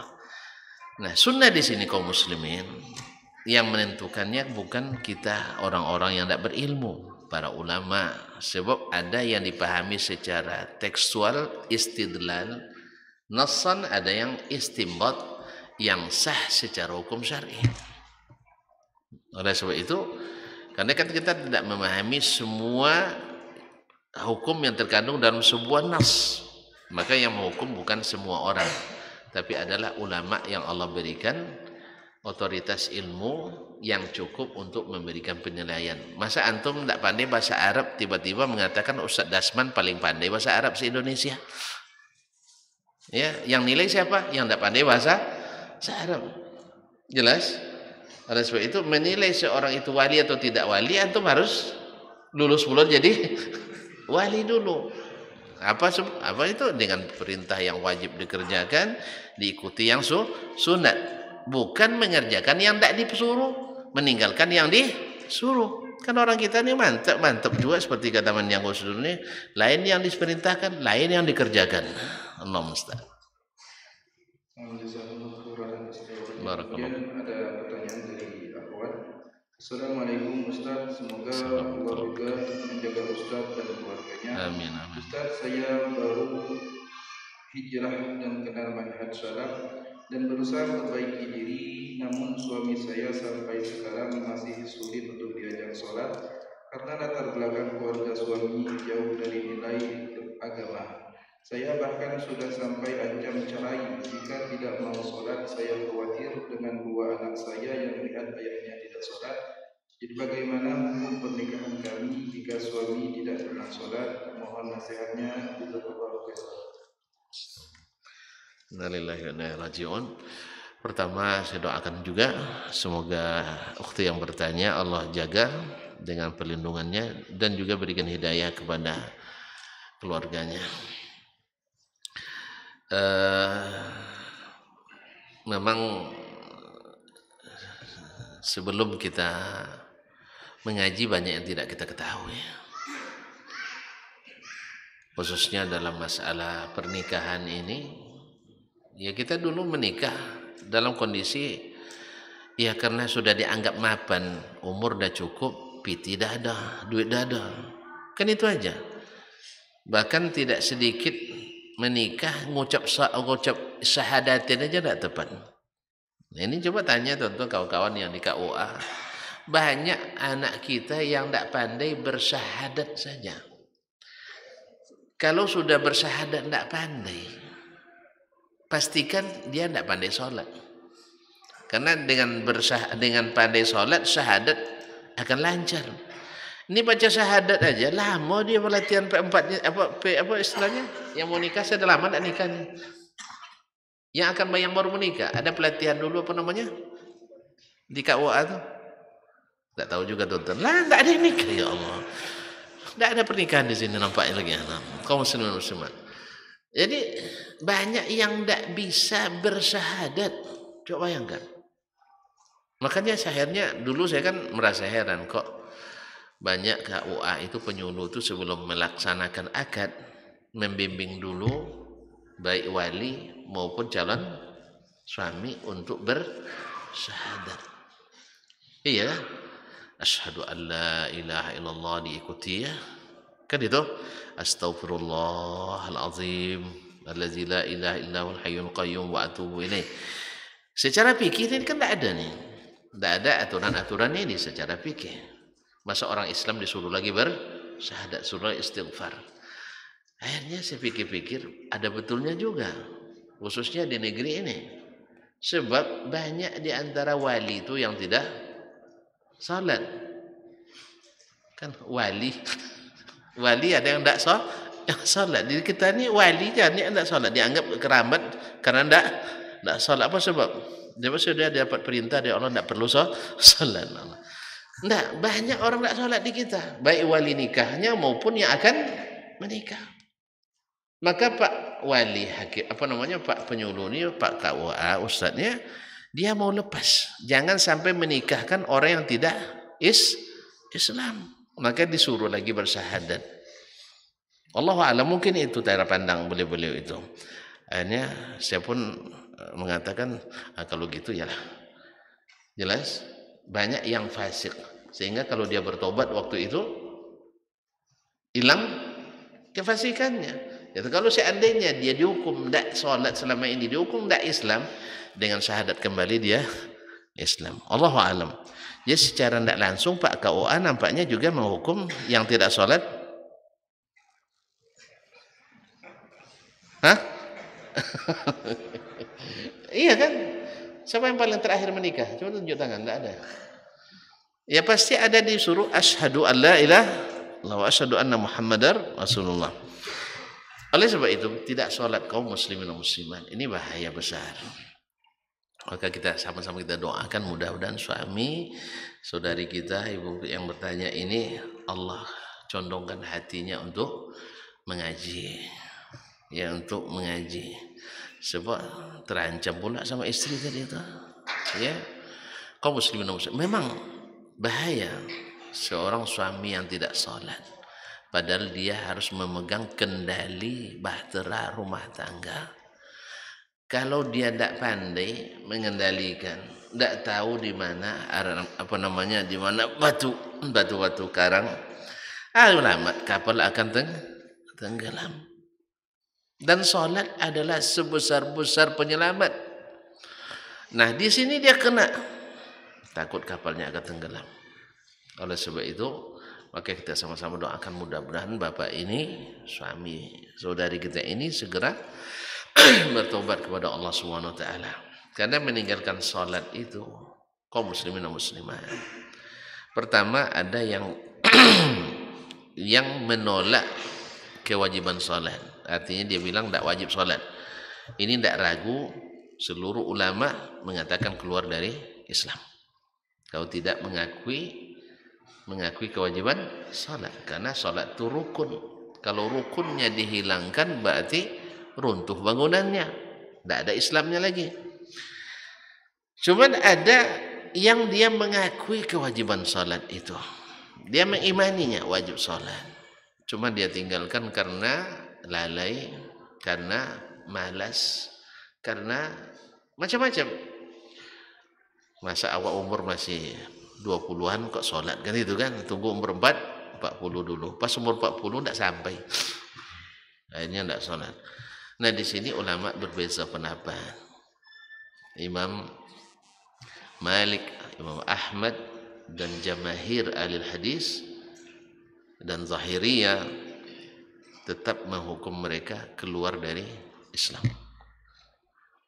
Artinya bila tidak tetap sholat disuruh bertaubat, ya bertobat, tidak payah tobat, kan tak pakai bayar-bayar tobatnya kan. Ya, bertobat menyesali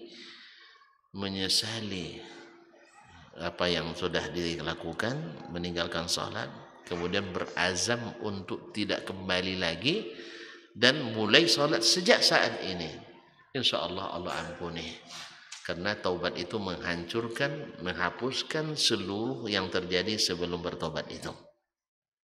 Kita doa mudah-mudahan bertobat segera. Yang kedua pendapat ulama, Imam Asy-Syafi'i rahimahullah mengatakan dia tidak murtad, tetapi wajib untuk diingatkan dan dihukum oleh pemerintah yang berkuasa. Jadi kaum muslimin kalau perintah katakan bahwa mereka tidak ada urusan dengan sholat, keliru. Pemerintah itu berkewajiban mengatur sholat jemaahnya, rakyatnya, menyuruh mereka sholat. Alladzina immakkannahum fil ardi aqamus shalah wa atawuz zakah wa amaru bil ma'ruf wa nahaw 'anil munkar. Orang yang apabila kami berikan mereka kuasa di atas permukaan bumi, mereka mendirikan salat. Maksudnya bukan sendiri-sendiri, mendirikan salat di tengah-tengah kaum muslimin. Jadi kalau ada umat yang tidak salat, dia berkewajiban untuk menghukumnya. Nah, hukum yang diberikan kepada orang yang tak mau melaksanakan salat setelah dipanggil, disuruh salat, ternyata tetap tidak mau, boleh dihukum walaupun sampai hukumnya seperti hukum murtad, yaitu dibunuh. Karena ini penyakit. Ini menurut mazhab Imam Asy-Syafi'i, tidak ringan juga. Ya. Kemudian mazhab Imam Abu Hanifah rahimahullah sama dengan Imam Syafi'i tidak dihukum kafir. Karena dia bersyahadat tadi. Orang yang masuk Islam dengan yakin tak dikeluarkan dari Islam kecuali dengan yakin pula. Dia tidak ngaku kafir dia, tapi tidak mau sholat, maka tidak kita keluarkan dari Islam karena dia masih mengakui itu. Oleh sebab itu, tapi kata Imam Hanifah juga wajib diingatkan oleh pemerintah dan wajib untuk dihukum kalau tidak mau bertobat, tapi tidak sampai dibunuh. Dicambuk boleh, diturunkan pangkat boleh, atau diberhentikan sebagai PNS. Makanya kalau di Arab Saudi yang berlaku hukum Islam, ya, mereka syaratkan bagi calon PNS wajib selalu dapat rekomendasi dari imam masjid. Nah, kalau boleh nak melamar tuh rajin dia ke masjid tuh. Nah, iya kan? Harus dapat rekomendasi dari imam masjid. Sebab yang tidak sholat berbahaya bagi kelangsungan masyarakat Islam. Oleh sebab itu sekali lagi kepada ibu yang bertanya, ajak selalu jangan bosan dan selalu mengingatkan. Dan ancaman tadi menurut saya, walaupun ya secara dalil pendapat yang mengatakan keluar dari Islam secara dalil lebih kuat, tapi pendapat Imam Asy-Syafi'i lebih hati-hati. Ya secara dalil pendapat Imam Malik, Al-Zahiri, Ahlul Hadis, Imam Ahmad lebih kuat dalilnya dari Al-Quran dan Hadis. Tetapi dari sisi kehati-hatian pendapat Imam Asy-Syafi'i dan Imam Abu Hanifah lebih hati-hati. Karena tidak menghukum mereka kafir, tapi wajib untuk ditegur dan wajib untuk dihukum. Yang ketiga, apakah permintaan atau memaksanya dengan ancaman cerai itu sudah pada tempatnya memang. Karena tidak ada kebaikan pada seorang yang tidak sholat. Tidak ada kebaikan bagi istrinya, ada kebaikan bagi anak-anaknya. Tetapi tentu saja ibu jangan bosan untuk dan tetap sabar, dan kalau bisa dengan cara jangan berikan haknya. Sebelum abang sholat saya tidak akan berikan hak. Apa haknya? Jangan disebutkan, bahaya. Ini kan untuk 18 tahun ke atas. Jangan berikan haknya. Nah, kalau tetap dia tidak mau juga, berarti dia tak cinta lagi sama kita. Untuk apa? Sudah kepada Allah tidak cinta, pada kita tidak cinta. Maka katakan selamat tinggal dan semoga Allah berikan ganti yang lebih baik. Tapi dalam tahap ini bersabar, berdoa, mohon kepada Allah SWT berikan hidayah. Ya, sabar tak ada batasnya lah. Sabar tidak ada batasnya. Tapi harus disegerakan masalah ini penyelesaiannya. Wallahu taala alam. Jazakallahu khairan atas jawabannya. pertanyaan selanjutnya. Assalamualaikum warahmatullahi wabarakatuh.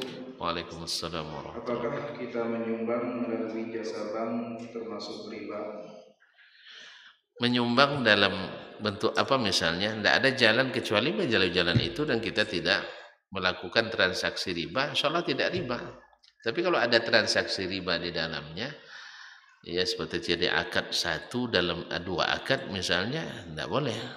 Atau misalnya tapi karena ini kan lewat saja ya, sifat hanya lewat, insya Allah tidak termasuk riba. Tapi kalau ada solusi bank syariah, kenapa melalui bank konvensional? Karena kita juga harus menyegerakan untuk menuntaskan, jangan sampai ada lagi bank konvensional. Karena dengan bank riba itu tak akan maju ekonomi, tidak ada barokahnya, banyak tapi tak nampak. Kita kan kaya raya kita. Kalau jujur kita, mana yang lebih kaya kita dari negara-negara Arab tuh? Mana lebih kaya? Kaya kita. Mereka untuk menanam perlu biaya untuk mengangkutkan air, ya kan? Untuk mandi perlu biaya untuk menyuling air. Kalau kita mandi berceburin langsung semuanya, ya tak? Semuanya di atas minyak, di bawah minyak. Di atas minyak sawit, di bawah minyak tanah, minyak bumi. Kemudian emas berapa banyaknya, cuma tidak barokah. Apa sebab? Kita utangnya berbunga, sehingga yang diansur bunganya terus, batang tak pernah teransur. Kalau sebab itu menyelamatkan negeri ini dari kungkungan riba itu adalah syarat untuk keberkahan negeri. Wallahu a'lam. Satu lagi yang untuk pertanyaan terakhir. Assalamualaikum warahmatullahi wabarakatuh. Waalaikumsalam warahmatullahi wabarakatuh. Kita sudah belajar ngaji sunnah tapi belum melaksanakannya. 5 waktu sholat juga bolong-bolong, kadang sering maksiat, sudah tahu haram masih dilakukan, padahal kajian tiap pekan. Apakah ini futur atau hilangnya hidayah atau hati yang keras? Bagaimana caranya agar iman kokoh selain berdoa? Barakallahu fik. Iman memang fluktuatif, naik dan turun. Nah, kalau antum tahu itu, ya di saat kita kurang, tentu kita perlu dicas. Dan tempat casnya adalah majelis-majelis ilmu. Berteman dengan yang membawa kita taat. Bukan hanya berdoa dah. Awak doa tapi di kasino duduk mana masuk? Awak doa tapi di karaoke. Mana makbul doa di karaoke habis itu menari kita. Ya kan, kita mulai acara konser kita dengan doa pembukaan kan, dipimpin oleh seorang kiai. Doa habis itu joget-joget campur laki-laki perempuan. Masuk kan? Kan enggak kan? Jadi harus serius. Tadilah katanya sudah ngaji, berarti harus kelompoknya kelompok yang sudah ngaji. Ya kalau dengan orang ngaji, orang ngaji gitu juga Ustaz katanya, nipunya bahasa asap juga katanya, ghibahnya macam-macam. Cari kelompok yang tidak ghibah. Ya karena dari sebanyak itu orang ngaji masa ghibah semua? Enggak semua kan. Masa sebanyak itu orang penipu semua? Enggak. Ada personal yang maftun, menurut istilah syar'inya. Orang ini maftun artinya dia tahu tapi belum bisa meninggalkan. Dia tahu itu dosa tapi belum bisa meninggalkan dengan banyak sebab. Satu tadi kelalaian diri, yang kedua karena kurangnya ilmu, yang ketiga kawan-kawan di sekeliling, yang keempat tidak ada yang menjaganya, yang kelima tadilah kekurang kemampuan untuk menahan diri. Nah oleh sebab itu kalau kita tahu kelemahan itu, lemahnya di ilmu, duduk di majelis ilmu. Lemahnya di teman, ganti teman. Berani kita ganti teman. Kalau lemahnya di ketahanan diri, jangan dekat-dekat tempat-tempat yang subuhat. Jangan dekat-dekat tempat yang subuhat. Misalnya, mohon maaf, contoh kecil, antum tahu diri antum orangnya suka nonton, sah? Suka nonton? Oleh sebab itu jangan beli alatnya. Yang ditonton apa? TV kan? Biasanya jangan masukkan TV ke rumah, dah selesai. Ya kan? Oh enggak, nanti orang cerita semua. Ya masa cerita gol 2-0 itu enggak harus nengok TV juga lah. Ya. Enggak tahu untuk perkembangan dunia tanpa TV. Tahu kan? Kemudian antum tahu perkembangan dunia, apa yang bisa antum buat? Ada yang bisa dibuat? Menang Indonesia 2 kali lawan karo-karo. Apa namanya? Apa untuk bagi antum? Apa yang bisa antum buat? Kalau kalah pun, antum itu buat, nangis. Habis itu selesai enggak? Atau artis ini nikah dengan artis ini dan sebagainya. Untuk apa? Harga cabai naik, tahu enggak tahu antum nanti akan tahu juga paniknya dia foto di pasar. Ya kan? Karena bungkus cabai itu koran juga. Jadi oleh sebab itu kaum muslimin muslimat yang dirahmati Allah SWT, maka berani untuk membuat keputusan yang menentukan arah kehidupan kita selanjutnya. Karena dulu Ali bin Abi Thalib yang masih kecil berani buat keputusan masuk Islam, akhirnya selamat jadi orang hebat. Ayahnya Abu Thalib yang banyak jasa kepada Nabi tak berani buat keputusan, akhirnya tak jadi orang hebat. Disebut nama Ali kita ucapkan radhiyallahu anhu tanpa ragu, sah? Tapi diucapkan namanya Abu Thalib kita bersedih. Karena Nabi bersedih dia tak jadi masuk Islam. Nak didoakan tak boleh pula. Ya tak? Jadi si kecil berani buat keputusan, hebat. Ayahnya yang dewasa tak berani buat keputusan karena takut nak bertemu dengan sahabatnya di neraka, akhirnya dia memilih mati dalam keadaan syirik. Anaknya yang masih kecil umur 9 tahun dia buat keputusan, akhirnya dia menjadi orang hebat dalam Islam dan tersebut sepanjang sejarah, dan di akhirat dikumpulkan dengan orang bahagia. Nah itu pilih aja, buat keputusan segera. Kalau masalah saya di teman, saya tukar teman. Kalau masalah saya lokasi, saya ganti lokasi. Kalau masalah di istri, ini yang payahnya. Kan tadi kan agak repot juga. Ini kan teman hidup, apakah masalah di suami. Tapi bersabar sambil berusaha untuk merubah. Karena memang dulu kita tidak tahu mengaji dulu kan. Sekarang tiba-tiba ada ngaji, tak hampak perubahannya. Semoga Allah SWT mudahkan segala urusan kita. Allah salehkan amal kita, ikhlaskan niat kita, dan kuatkan jemaah kita, dan eratkan ukhuwah di antara kita, dan cinta kita kepada kaum muslimin secara umum semakin berat cinta kita, sehingga kita ingin yang kita dapatkan mereka juga dapatkan, bukan justru menganggap mereka orang-orang yang tak mungkin mendapat hidayah. Hidayah itu di tangan Allah SWT. Mudah-mudahan kita pegang sampai akhir masa kehidupan kita. Amin ya rabbal alamin. Allahumma lakal hamdu kullu wa lakal mulku kulluh wa biyadikal khairu kulluh wa ilaika yurja'ul amru kulluh. Allahumma arinal haqqa haqqan warzuqna wa arinal batila batilan warzuqna. Terima kasih dan mohon maaf. Lebih kurang saya minta izin dan mohon maaf. Wabillahi taufiq wal hidayah. Terima kasih kepada semua. Wassalamualaikum warahmatullahi wabarakatuh.